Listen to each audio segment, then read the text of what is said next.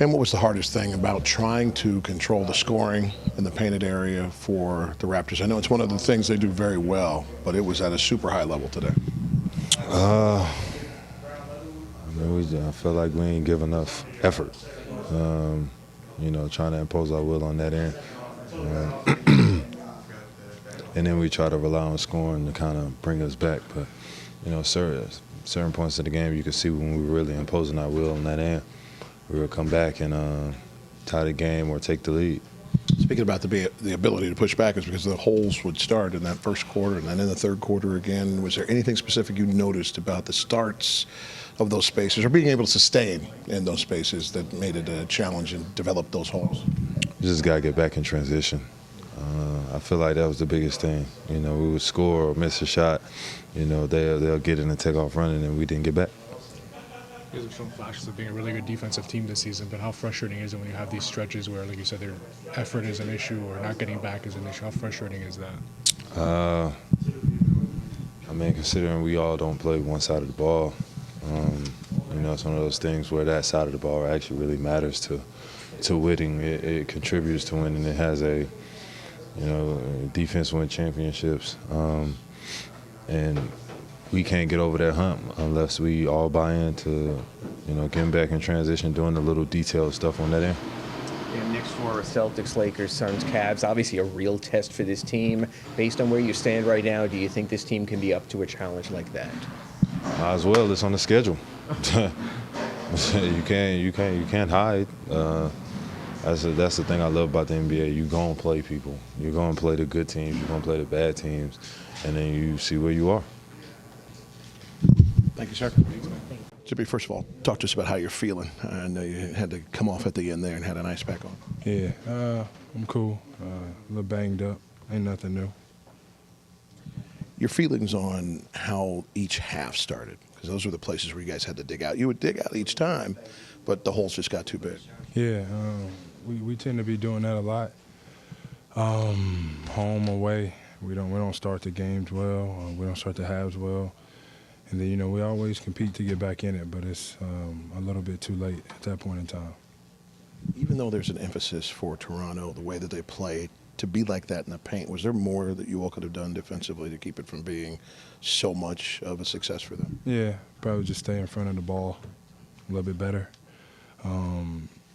Defensive rebound a lot better. Stuff like that. We let one get away. Jimmy, you know about it pretty well. Do you think in a quick 24-hour turnaround like this for Boston, you'd be able to get back on the court? I don't know. We'll see how I feel whenever I wake up in the morning, get all the treatment that I can get, and hopefully I'm ready to rock. Do you think it's going to require MRI or anything like that? I don't know. I ain't even there yet. I'm just happy to be able to put this sleeve on and do all this treatment on this plane, and then when we land in Boston, we'll figure it out. No X-ray yet, or they didn't do anything? Appreciate you guys. Appreciate it. First of all, just once again, it pops up. I know it's the emphasis for Toronto to get it done in the paint, but at such a high level, what was the biggest challenge against them there? I didn't think we came out with enough attention to detail. We covered up, their drives, their attacks. We know how fast they play. We just didn't come out with enough energy, enough effort, and that's the result you're going to get when, that's how we come out. You guys responded well after you got down each time, but what was it about the opening of the game? I know you were rolling, but it was tough for the entire team, -10 in that first quarter. Then again, it happened, in the third quarter. Yeah, like I said, I'm going to keep saying at the start of the game, you don't come out with energy, the effort, then they are able to catch a rhythm. They start feeling well, they play confidence, and now you're kind of playing catch-up the entire game. So even though we did catch up, it was, like I said, playing catch-up, and then they were able to continue to go on runs. You had that really good look at the end for the three. I assume that's as good a look as you can get, as good a look as you could want, right, in that situation, for the possible to tie it there? Yeah, great look. Really good look. You're second now on the all-time list for threes made in Heat history. I know you obviously wanted to come in and win, but what does that mean to you to be kind of climbing up that list in second place now? Nothing yet. Got to be number one.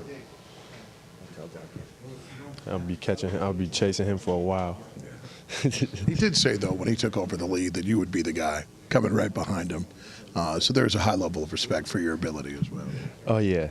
And I know how good of a shooter Duncan is as well. So it does mean a little something to me to be number 2 for sure, especially behind a guy like him. Know how much threes he shoots and how good he's able to shoot them at a high clip. So very proud to be behind him.